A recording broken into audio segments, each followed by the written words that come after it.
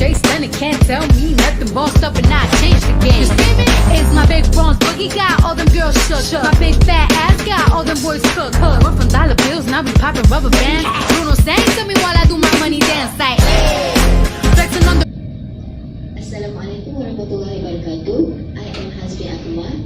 Today I will present the question 1. For question 1A, define and discuss 4 dimensions of emotional intelligence. Emotional intelligence is a set of abilities to perceive and express emotions, assimilate emotion in tone, understand and result with emotions, and regulate emotion in oneself and others. The 4 dimensions of emotional intelligence form a hierarchy. Awareness of your own emotion is lowest because you need to awareness to engage in the higher level of emotional intelligence. Managing others' emotions is the higher level of emotional intelligence because this ability requires awareness of your own and others' emotions. The model shows emotional intelligence in 4 dimensions, which are awareness of own emotions, management of own emotions, awareness of others' emotions, and management of others' emotions. The first one, awareness of own emotions. The ability to perceive and understand the meaning of your own emotions. For example, self-aware people are better to able to eavesdrop on their own emotional responses to specific situations and to use this awareness as conscious information. Second one, management of own emotions. The ability to manage your own emotions. Management of own emotion goes beyond displaying behavior that represent desires emotion in a particular situation. For example, individuals try not to feel angry when conflict interests occur in the workplace. Third, awareness of others' emotions. The ability to perceive and understand others' emotions. This ability represents empathy, includes knowing his or her needs, understanding the other person's situations. For example, seizing office politics and understanding social networks. And for the last one, management of others' emotions. The ability to manage other people's emotions. For example, consoling people who feel sad and emotional imprising team member to complete a class project on time. For the question 1B, we example explain 2 types of work-related behavior. 2 types of work-related behavior are task performance and organization citizenship. The first one, task performance, refer to goal-directed behavior under the individual control that support organizational objective. For example, foreign exchange traders has to identify and execute profitable trade, work cooperatively with client and co-worker, and assist in training new staff without mistake and error. Second, organizational citizenship, various forms of cooperations and helpfulness to others that support the organization, social and psychology context. For example, employees with good organizational citizenship behavior will assign co-workers to solve problems, sharing work resources, high sense of belonging toward department and organizations. This is a tragedy. Oh my, oh my, oh my, oh. It started with the. Hello everyone, my name is Manora Detalatika binti Ibrahim. I will present question 2A and question 5. Question 2A. Discuss 2 types of intrinsic worth values and 2 types of extrinsic worth values. There are 2 types of intrinsic worth value, which are meaningfulness and competence. While extrinsic worth value also have two types, which are choice and progress. Intrinsic worth values is referred to behavior that is driven by internal reward. In another word, it is a motivation to engage in behavior arises from within the individuals because it is intrinsically rewarding. For example, motivation to finish rock climbing. First, sense of meaningfulness. These work values involve the meaningfulness or importance of the purpose you're trying to fulfill. You feel that you have an opportunity to accomplish something that really value to you, such as something that matter in the larger schemes of things, or you feel that you have a path that is worth your time and energy and giving you strong sense of purpose or directions. Second, sense of competence.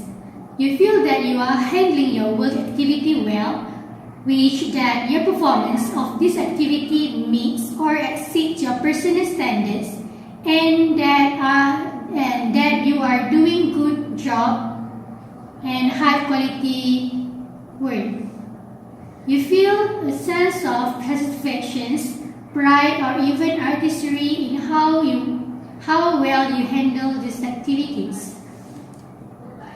Next, extrinsic work value. Extrinsic work value is referred to behavior that is performed to acquire extrinsic and intrinsic reward. These types of motivation arise outside the individuals. For example, studying to get A in examination. First, choice of job. You feel free to choose how to choose your work, such as to use your best judgment to select those work activities that you like and to perform them in a way that seems appropriate. The surrounding can be your benchmark to choose what you want. For example, to be an entrepreneur or to be a government servant. Second is progress. You are encouraged that your efforts are really accomplishing something. Form of checklist can help you in determining the progress of your work.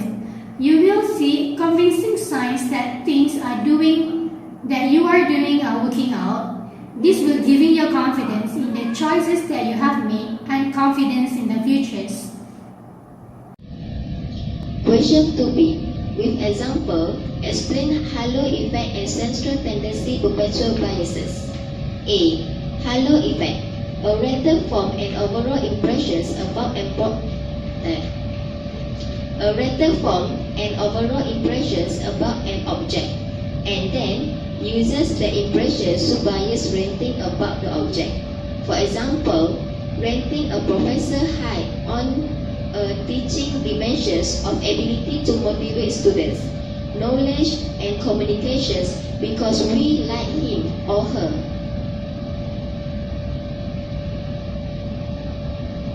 B. Central tendency.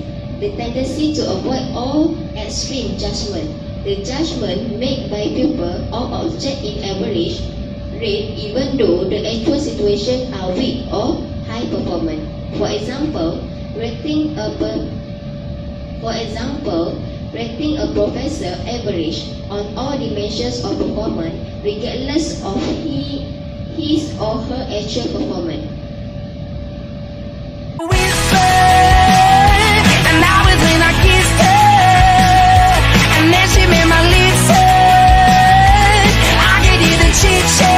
Hello, Assalamualaikum warahmatullahi taala wabarakatuh.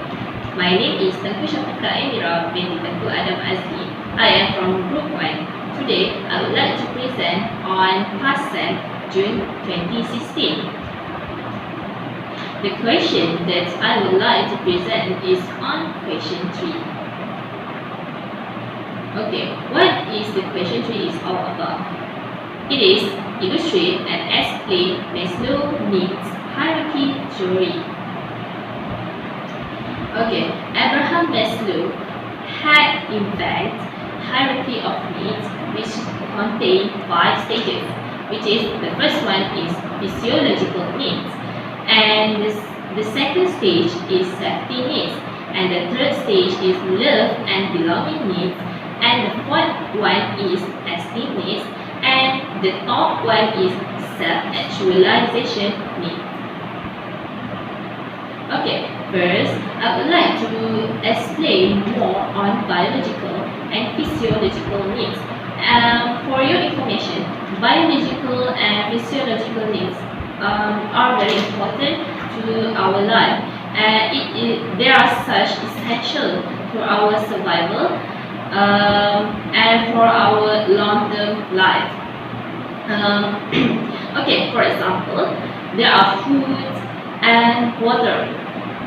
There are also nutrition, air, and temperature regulation. And also, don't forget shelter and garments.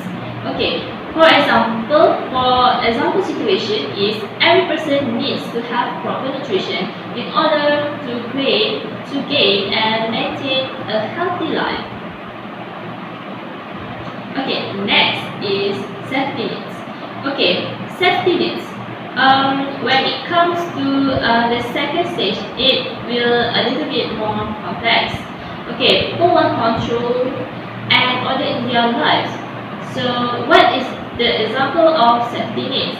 It consists of protection, security, order, and law. For example situation, like finding a job, obtaining health insurance and healthcare, contributing money to a savings account, or moving into a safer neighborhood. Okay, next.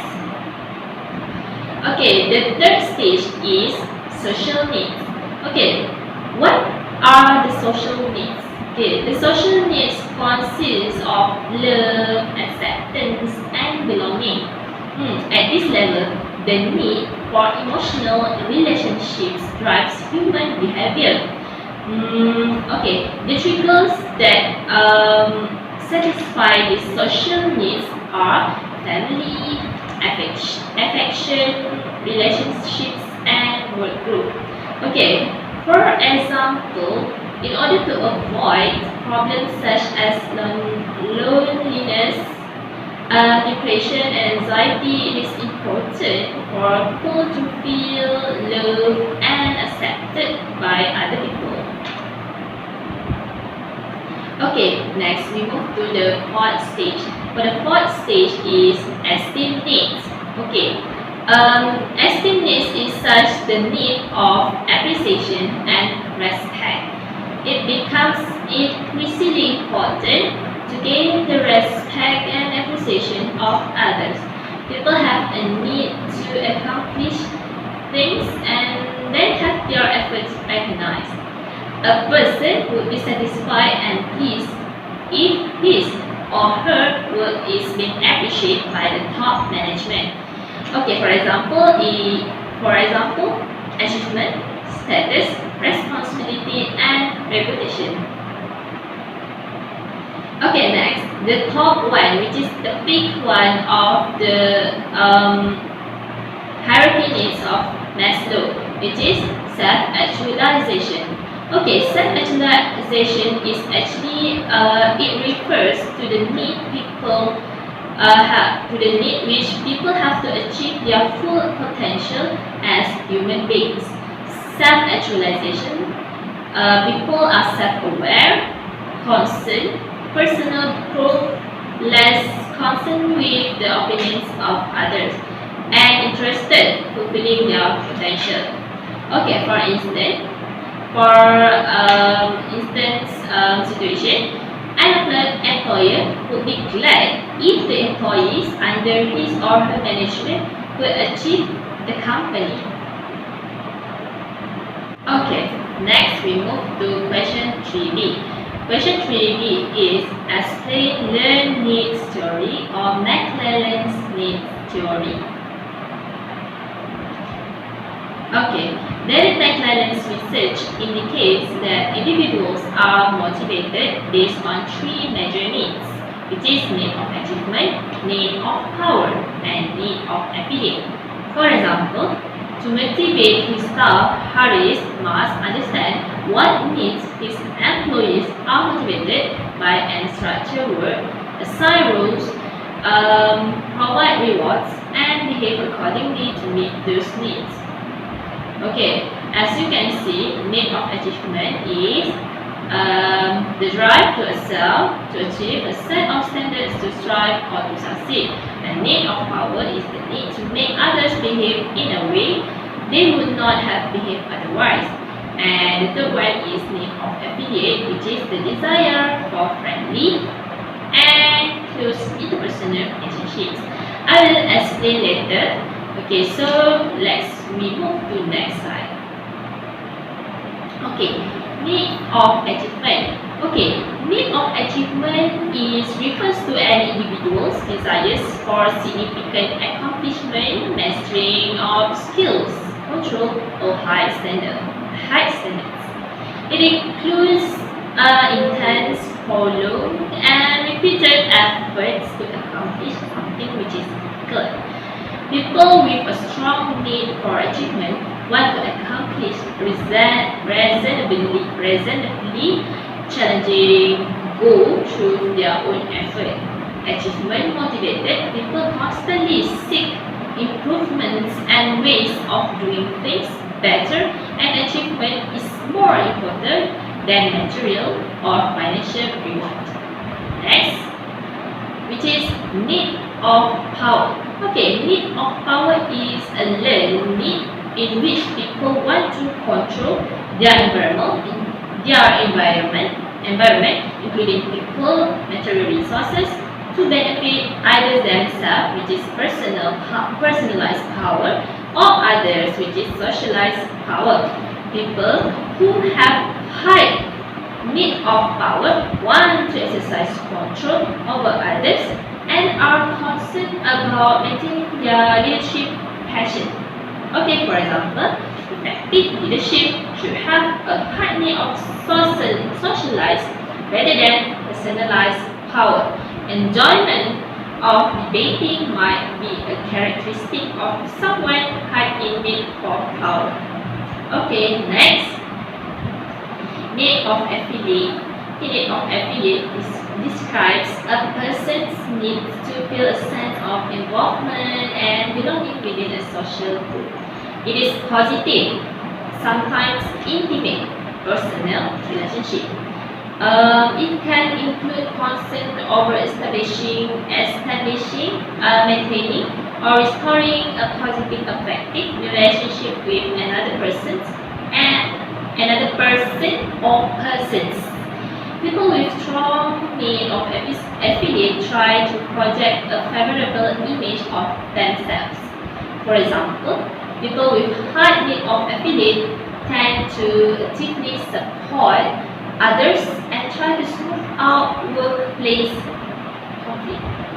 Okay, next. Okay, that's all from me. Thanks for watching.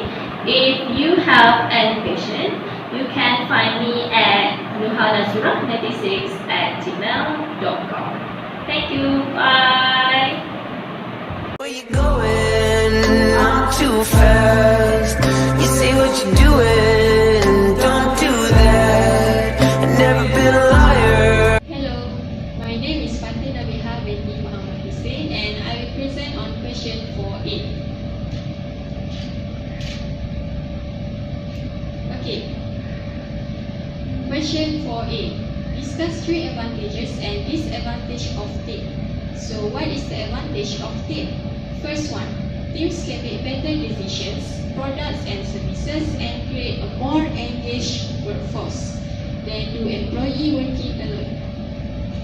Team members can quickly share information and coordinate tasks, whereas this process are slower and prone to more errors in traditional departments led by supervisors. The 3 advantages. Next is, in many situations, people are potentially more motivated when working in teams than when working alone.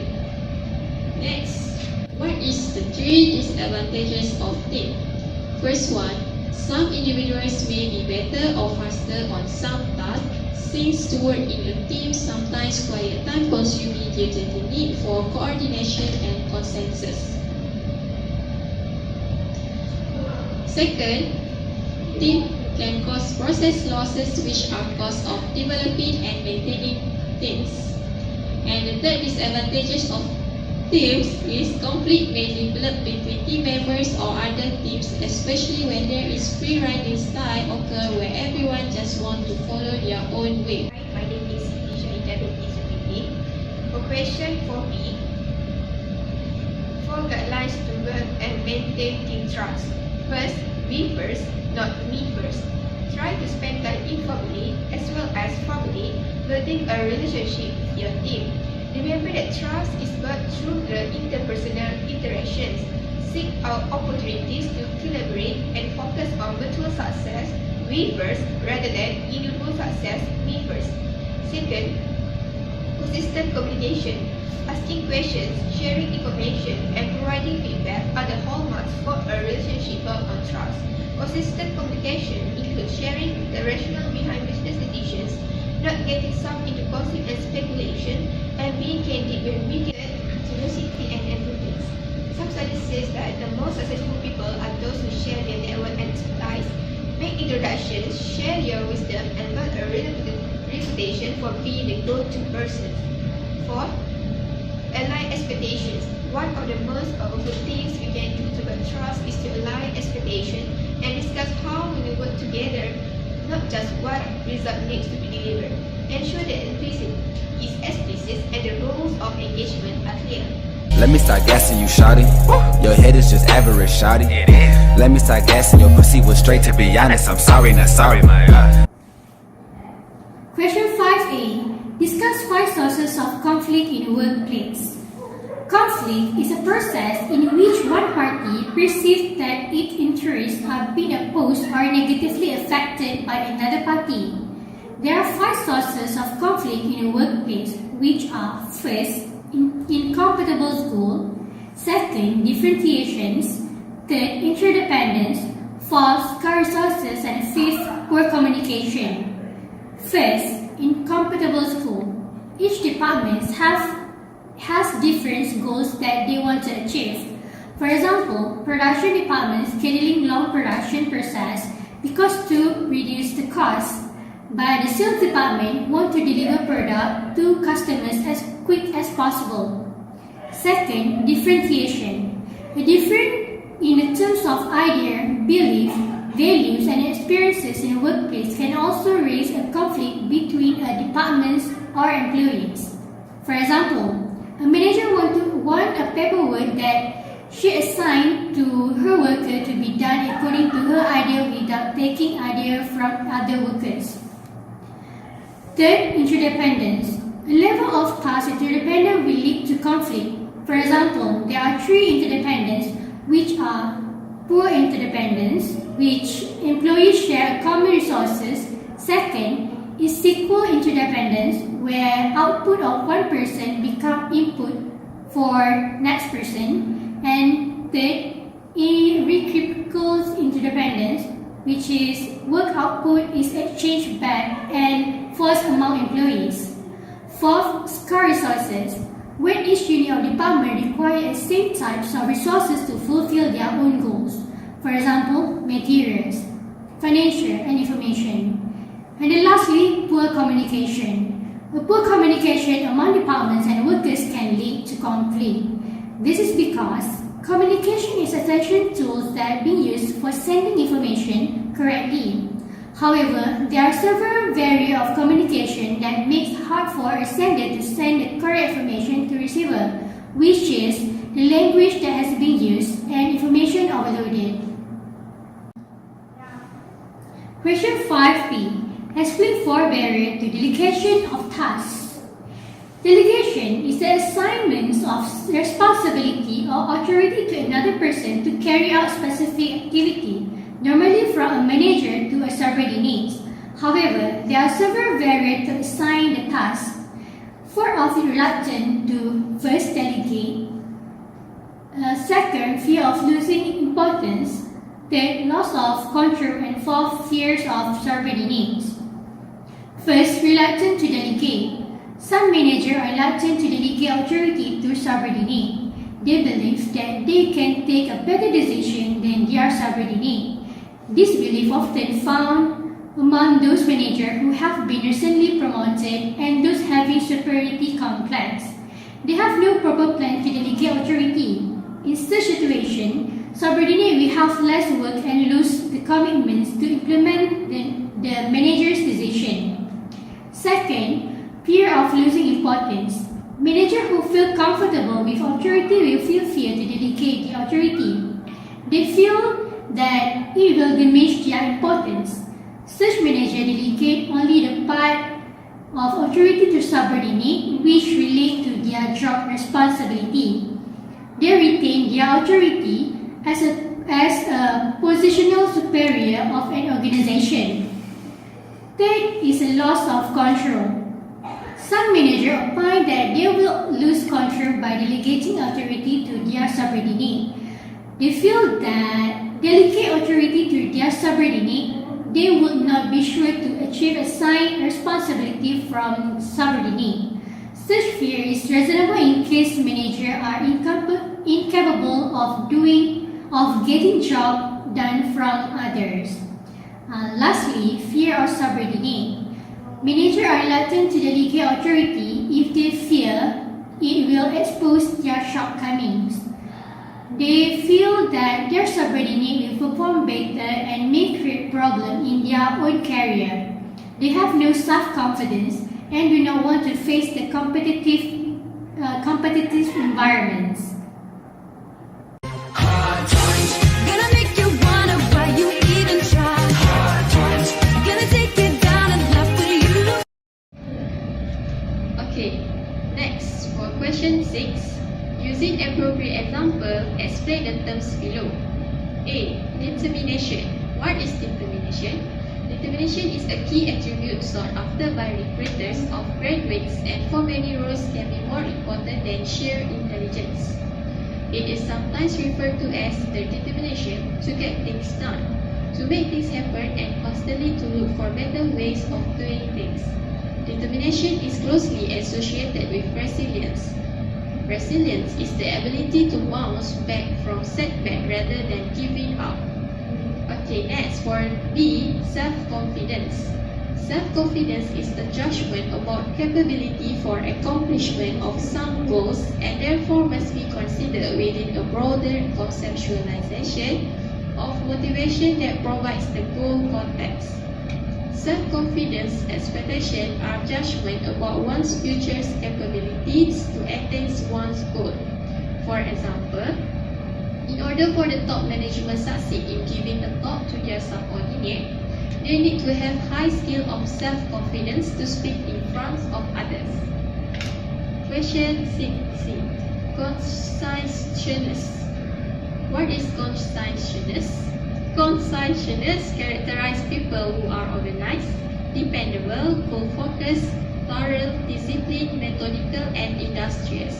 However, people with low conscientiousness tend to be careless, disorganized, and less thorough. For the example, people with higher conscientiousness are more organized in managing their work schedule. Okay, and the last one is extraversion. Extraversion is characterized people who are outgoing, talkative, energetic, sociable, and assertive. Extroverts get their energy from outer world, which is people and things around them, whereas introverts get their energy from the internal world, such as personal reflection on concepts and ideas. Introverts do not necessarily lack social skills. Rather, they are more inclined to direct their interest to ideas than to social events. As an example, introverts feel quite comfortable being alone, whereas extroverts love to join clubs or volunteering events. I'll never let it hold me down. I'll never let you walk through hell. I would lose myself for you. Question 7A. 4 importance of change using appropriate examples. First, keep still organization continue surviving. Change will give an impact to the organization to keep maintaining in the market. It is because economic situation frequently change and the organization also have to keep updated that relevant to the environment. For example, Shampoo brands such as Follow Me have to make a change because their product rarely used nowadays. They have to modify or create new changes in order to survive in the market.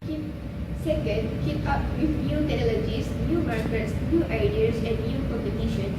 Change enable organizations to deliver results effectively with new ideas and build competencies to the current situation. For example, dynamic and innovation, which is washing powder transformed into liquid detergent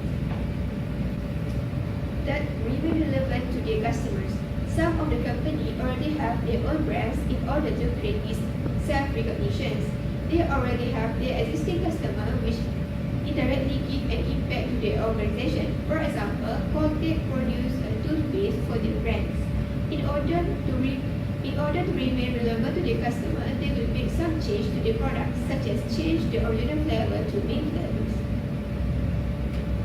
Fourth, increase probability of staying on schedule and budget, resulting in higher benefit and return on investment. Every department or organization has their own goals and objectives to be achieved.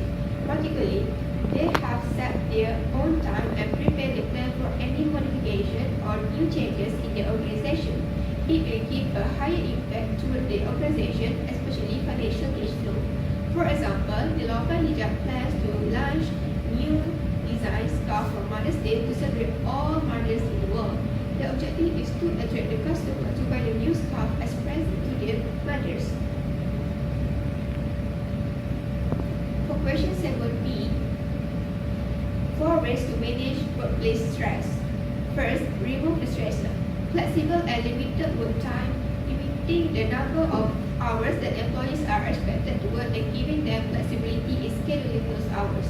Job sharing. Job sharing split a career position between two people so that they experience lifestyle-based stress, work, and family. Personal leaves. Employers with strong work-life values offer extended maternity, paternity, and personal leave for employees to care for a new family or take advantage for a personal experience. Second, withdraw from stressor. An attractive strategy is to permanently or temporarily remove employees from stressor. Permanent withdrawal occurs when employees are transferred to jobs that are more compatible with their competencies and values, while temporary withdrawing from stressor is the frequent ways that employees manage their stress, for example, like having vacation and holidays. Third, change stress perceptions. Another way to manage stress is to help employees improve the self-concept so that job challenges are not perceived as tragedy. Personal goal setting and self-reinforcement can also reduce the stress that people experience when they enter new work setting. Fourth, control stress sequences. Employees can control their stress sequences by regular exercise and maintaining a healthy lifestyle.